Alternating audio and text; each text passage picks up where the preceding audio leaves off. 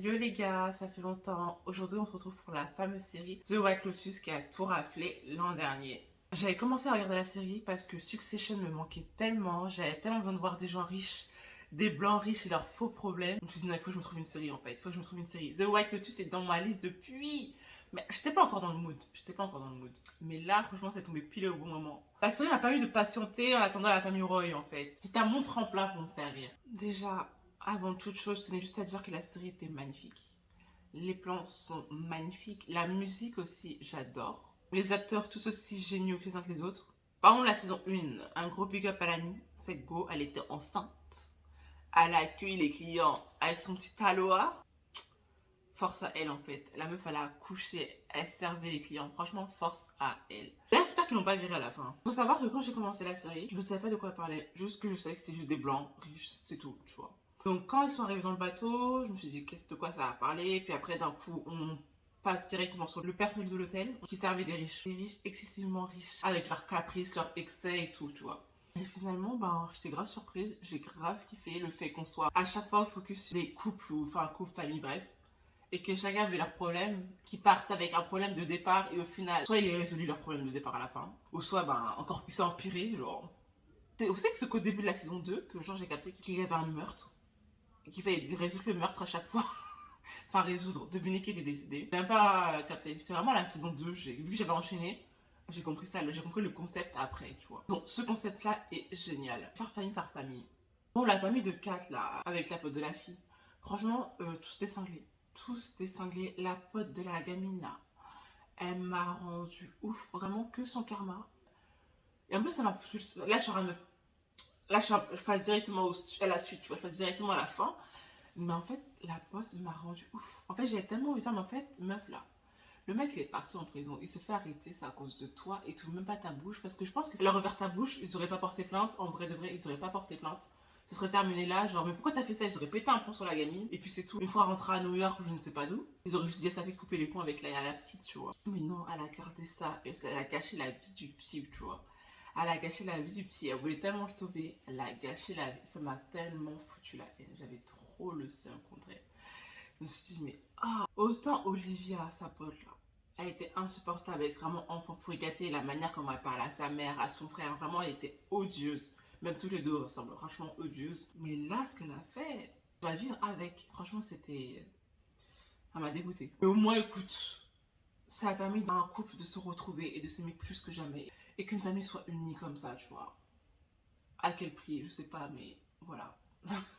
Et le petit m'a tellement fait de la peine. C'est que au début, le petit m'a trop fait de la peine. Vraiment, jusqu'à la fin, il m'a fait de la peine. Mais des fois, franchement, c'était quand même une petite saloperie quand même, hein. J'étais là, il me fait de la peine, mais ça se voit quand même que ça reste quand même un petit garçon pour y gâter. Donc, ça équilibre les choses, tu vois. Du coup, j'avais un peu moins de peine pour lui. Armand, franchement, j'ai envie de mettre Armand, Chen et Rachel ensemble en fait. Carrément ensemble. Même pas juste Armand et Chen en fait. Franchement, Chen, c'est un phénomène. Un enfant, mais tellement pourri gâté. Autant la première famille, je leur dis c'était pour les gâter, mais lui, c'est vraiment un fils à maman. Et juste par contre, Rachel, elle aussi, elle abuse. Franchement, elle a aucune excuse. La go, là, ça faisait même pas un an qu'elle avait rencontré le mec. Tu vas me dire que là, pendant tous ces va-et-vient, vous avez forcément dormi ensemble. Forcément, j'en suis sûre que le mec t'a fait venir dans sa famille. Vous avez forcément passé du temps ensemble. Enfin, bref, vous avez passé du temps ensemble. T'as appris quand même un minimum à connaître la personne. Au minimum. J'en suis sûre que c'était pas vos premières vacances ensemble. J'en suis sûre. Et c'est que maintenant qu'après le mariage, elle se réveille. Elle se réveille. Clairement, à la fin, elle a peur. Elle va rester ici, à rester immobile. Belle femme, bien soucieuse et souriante avec la belle maman, tu vois. Elle m'a trop énervée par contre. Elle m'a trop saoulée. Je me suis dit, mais meuf, tu sais pas qui t'a épousé? Tu sais pas. Tu sais pas. Je comprends pas. Pourtant, en fait, c'est pas comme si genre c'était une nana bébête, tu vois. Elle était archi consciente, archi soucieuse, tu vois. Le fait qu'elle se réveille que maintenant, j'ai vraiment pas compris. Ça, c'est vraiment. Et pour revenir à Chen et Armand, franchement, j'ai trop le seum déjà que Armand soit retourné à la cocaïne.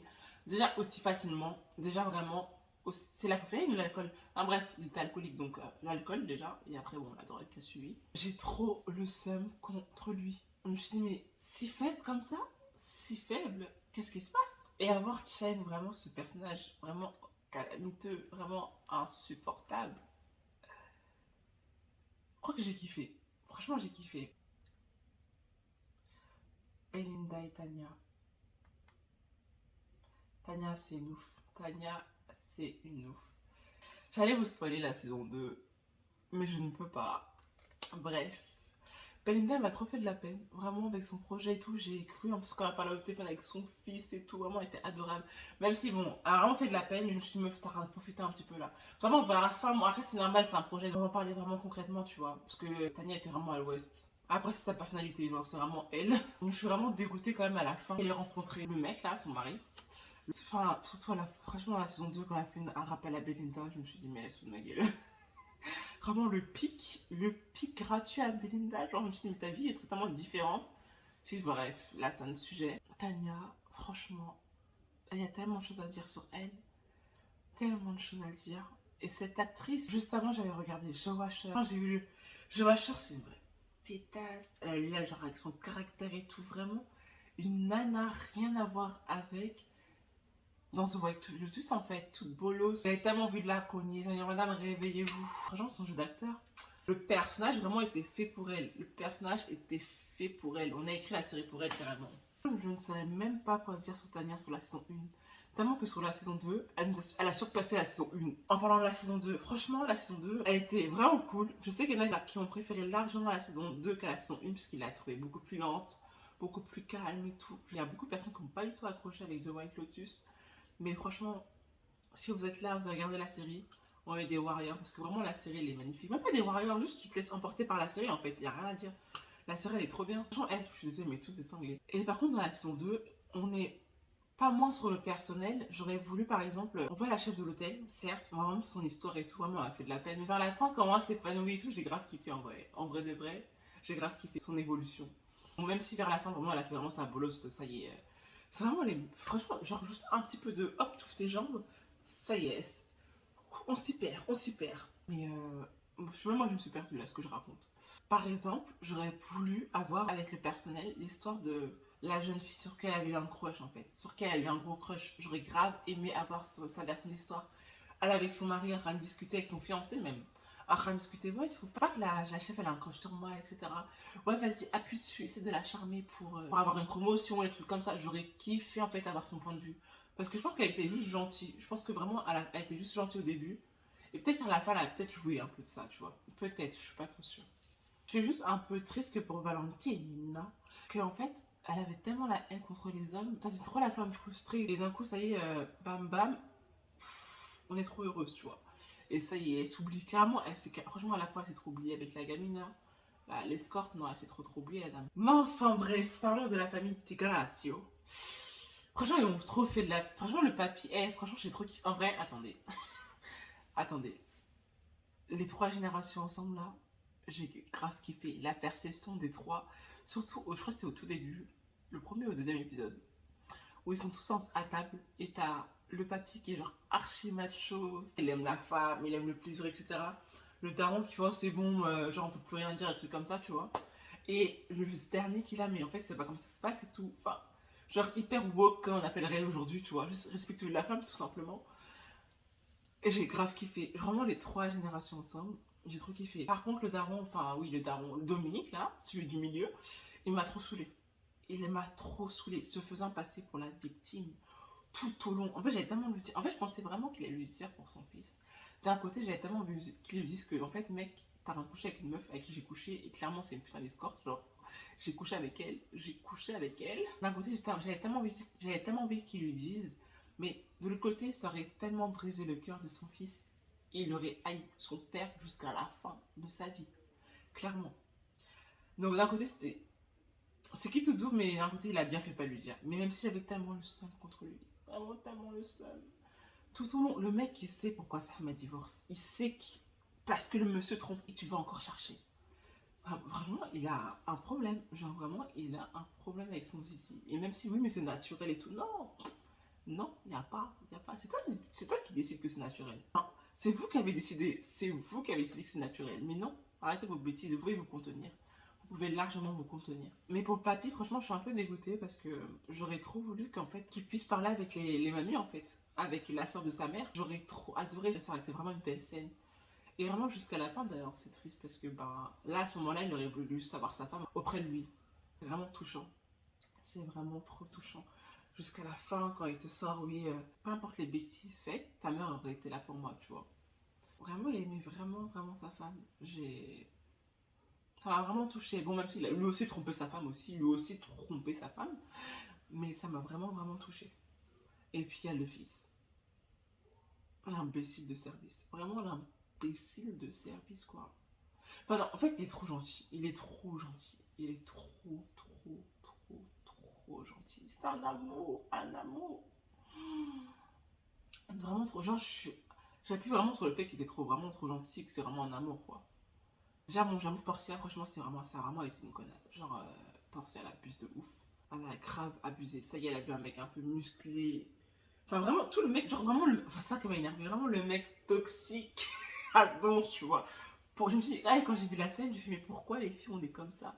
Pourquoi nous sommes comme ça? T'as Albi, le mec, il est parfait, il est cultivé, respectueux de la femme, genre.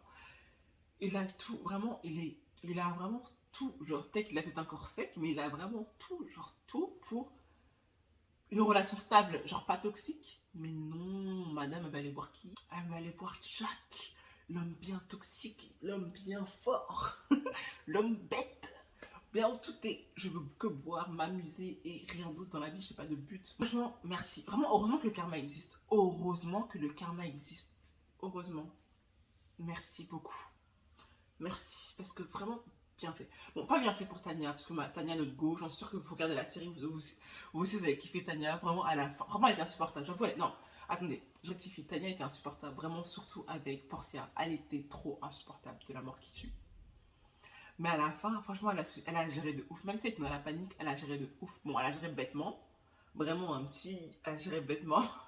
Mais elle a géré de ouf et j'étais trop fière d'elle. Et je suis vraiment dégoûtée. Jusqu'à la fin, j'ai cru. Je me suis dit, même quand on a retrouvé son corps le lendemain, je me suis dit, peut-être que. Elle a pu se réveiller en disant, oh, en fait, voilà. Mais en fait, non.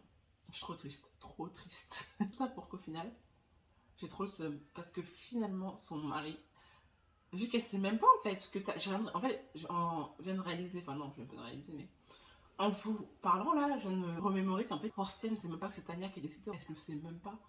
Donc là, elle va être peinée, elle va rassurer son mari, alors que c'est grave son mari qui a fait tout ça en fait. Finalement, à la base de la base, il va récupérer toute la richesse de Tania, toute sa richesse. Ça fout trop le seum. Et vraiment, je désespérais trop la fin de la saison 3. My go, wesh. Tania, je me suis dit, ça y est, tout, la saison 3, on va la revoir et tout, on va bien rigoler. Elle va faire une revanche et tout par rapport à son homme et tout. T'es fou, n'y être rien du tout. Genre, les gars, normalement, vous êtes censés être gentils en fait. Pas être méchant et être dans la mafia. Dans la mafia. Il n'y a pas de ça chez nous. Faut savoir une chose, j'adore Aubrey Plaza. Depuis Parks and Recreation, je la surkiffe. Je l'aime. C'est elle qui m'a fait regarder là, Esprit criminel quand elle a rendu Reed cinglé. J'adore cette actrice. Je trouve qu'elle est, je sais pas, dans ses rôles, elle est cinglée. Je la surkiffe. Donc la voir dedans, je trouvais quand même assez méprisante. Un peu vraiment hautaine. Bah, j'ai quand même kiffé. Non, ça serait un mensonge. Ça serait un mensonge. Parce que vraiment, à la fin, elle m'a tellement irritée. Surtout que Ethan t'a dit qu'il n'avait rien fait. Ethan t'a dit qu'il n'avait rien fait. J'avais tellement rien fait. Après, je veux bien le mettre à sa place, techniquement parlant. Parce que je ne veux pas savoir, tu ne pourras jamais savoir. Mais tu crois ton homme ou pas, en fait? Tu le crois? Depuis des années. Et ça m'énerve, je vous jure. Déjà, quand j'ai vu Théo James, j'ai fait oh, Théo James, j'aime. Vraiment, je le trouve beau. Genre, vraiment, je le trouve vraiment beau. J'étais tellement heureuse de le voir. Mais après, quand j'ai vu son personnage, j'ai vite déchanté. J'ai fait lui, il m'énerve. Il m'énerve. Il faut qu'il dégage. Carrément, je pensais que c'est lui qui allait mourir à la fin. Je pensais vraiment. J'aurais même préféré que ce soit lui. Il m'a trop énervé. Il m'a trop énervé, ce mec. J'aurais même préféré que ce soit lui, mais je voulais pas qu'Ethan meure à cause de lui. Vraiment, je voulais vraiment pas d'un côté, tu vois. Franchement, ce couple, Ethan et Daphné, ils m'ont trop énervé. En fait, ils sont bizarrement toxiques, mais tellement genre. Tu vois, ils sont faits l'un pour l'autre. Ils sont vraiment faits l'un pour l'autre. Et des gens comme ça dans la vie, tu penses qu'ils sont pas faits. Tu les vois, tu les dis, mais en fait, tu dis, mais ils sont complètement cinglés ces deux-là. Pourquoi ils sont encore ensemble? Mais ils sont faits l'un pour l'autre. Ils sont tous les deux vicieux, égocentriques, narcissiques. Et je devrais, parmi tous les couples, enfin, toutes les couples, toute la famille, tout ce que vous voulez, quoi, de retrouver quelqu'un dans la saison 3, ça serait vraiment le couple Ethan Harper. Je pense. Vraiment, ils m'ont trop. Je crois que c'est le couple que j'ai le plus aimé. Enfin, même pas. En vrai de vrai, c'est vraiment la famille des Italiens là, les trois hommes, ils m'ont rendu ouf. Ils m'ont trop fait rire ces trois-là. Vraiment le dernier avec le dernier, franchement, j'espère qu'il a grandi, il a évolué. Mais ce qui m'a le plus marqué vraiment, c'est le couple Ethan Harper parce ils sont vraiment sortis à la fin main dans la main, tu vois. Mais il y a vraiment un truc quand même qui se fait briser dans leur couple, tu vois. Et ça m'a trop fait de la peine. Alors que le couple Daphne et Cameron, ben forcément, eux, ils sont sortis encore plus solides qu'autre chose, tu vois. Puis parlons de prostituées pour terminer. Parlons de deux escortes.